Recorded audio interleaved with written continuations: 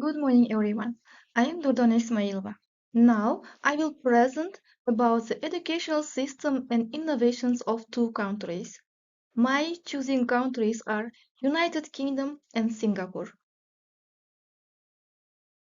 My presentation consists of some key aspects of these countries, like demographics, children development policies, educator training, the role of technology in education, security in the 21st century, and cultural influences on education in both countries. By the end, I will also explore some recommendations for two countries. Let's begin with some key demographic factors. The UK is a much larger country in both land size and population, with over 67 million people. It has a cooler temperature climate. It influences the lifestyle and educational environment.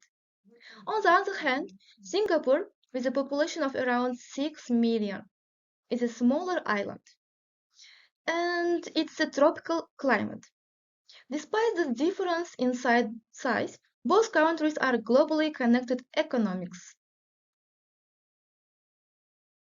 The UK has a diverse population due to its historical immigration, while Singapore is ethnically diverse but with a dominant Chinese majority. These demographics shape the educational needs and approaches in both nations. While preparing this presentation, while analyzing two countries' educational system and their innovation, I came across one interesting information. That the information was interesting for me. That the way of their education, the way of child development are different in two countries, but the same purpose. Both the UK and Singapore place great emphasis on early childhood education, although their approach is different. Singapore's government takes a very holistic approach, focusing on the development of cognitive, emotional, social, and physical skills from a young age. Policies prioritize school readiness and the development of strong foundation for lifelong learning. While preparing this presentation, I came across so many interesting information about their educational system, their policy, their innovations. And one more interesting for me that the way of their educate are different, but the same is the same is the purpose. For example, the UK focuses on early year education but with a more flexible approaches. And UK prioritized inclusivity, ensuring that all children, regardless of background, have access to quality education from the start. Both countries acknowledge the importance of the early childhood education as a key of success learning. In Singapore, also great emphasis on early childhood education. Singapore's government takes a very holistic approach, focusing on the development of cognitive, emotional, social, and physical skills from a young age. Policies prioritize school readiness and the development of a strong foundation for lifelong learning. And now about educators. In both Singapore and the UK, teachers play an essential role in shaping their future, shaping their bright educational system. In Singapore, teachers are seen as nation builders. They are highly respected in society, and the government provides strong support to ensure they succeed.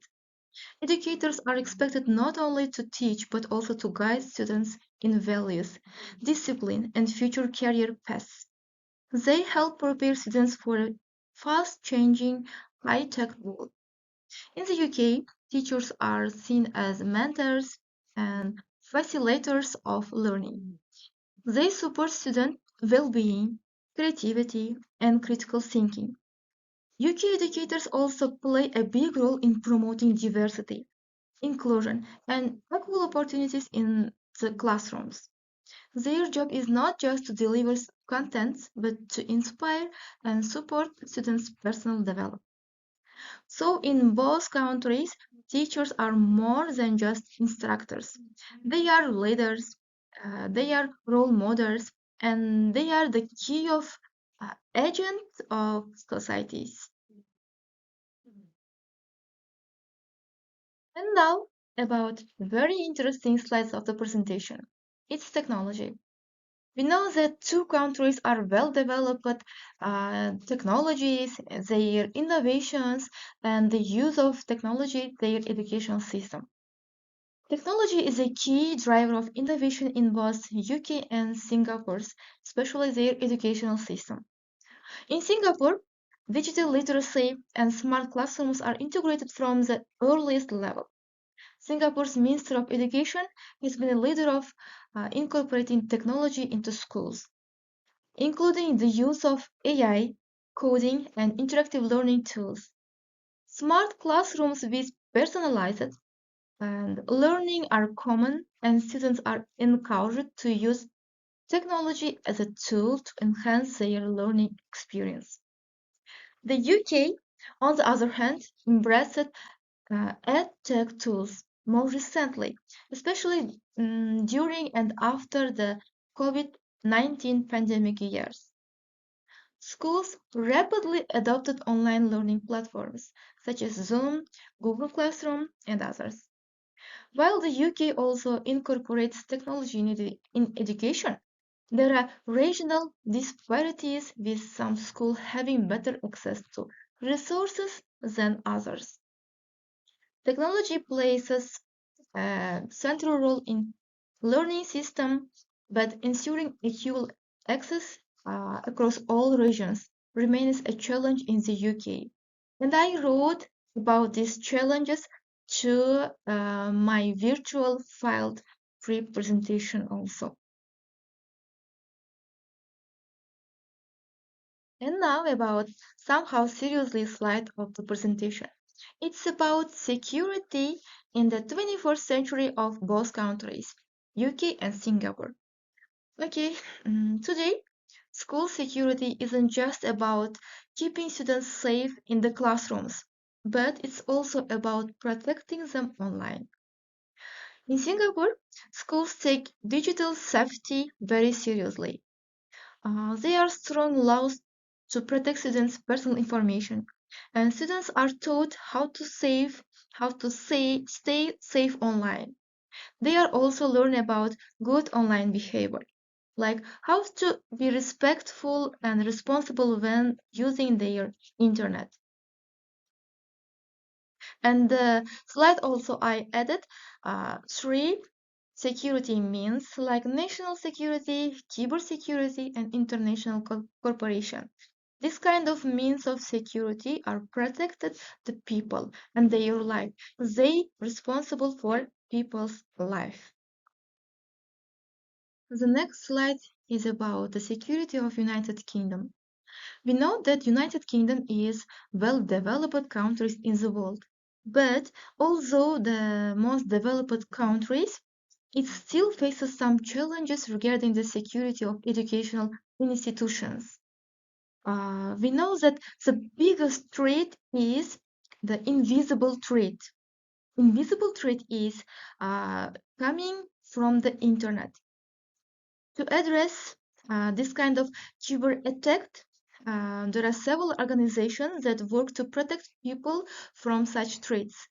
And I have mentioned some of these organizations on this slide. In the UK, schools are also working to improve online safety. Many now teach students how to protect themselves online and avoid cyberbullying. But because there are so many schools with different different educational system, different technologies, and it's sometimes harder to manage students' data safety.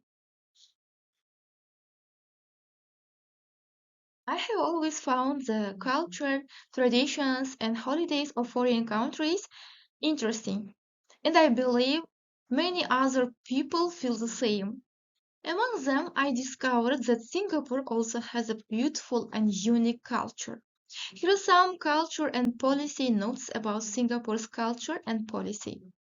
Singapore is home to people from different backgrounds, mainly Chinese, Malay, and Euro-Asian communities. Because of this, many languages, festivals, and food traditions are respected and celebrated. Singapore places strong value on respect, discipline, and hard work. These values are part of the school life behavior, known as one of the cleanest countries in the world. There are strict rules to keep public places clean, and the country invests a lot in parks and nature. And one more interesting fact about Singapore's cleaning system, that from the 1992, chewing gum is banned. And Singapore has very strong and clear policies that help the country stay safe, organized, and successful. The government plans careful for the future, especially in areas like education, health, and technology. One of their main goals is to become a smart nation, which means using digital tools to improve life for their everyone, for life their everyone. Their education policy also focuses on high quality teaching and bilingual learning. Singapore's strict laws help keep the country clean, safe, and respectful, and the people trust the government to protect their rights. And especially this kind of causes helped me to choose this country as my project work.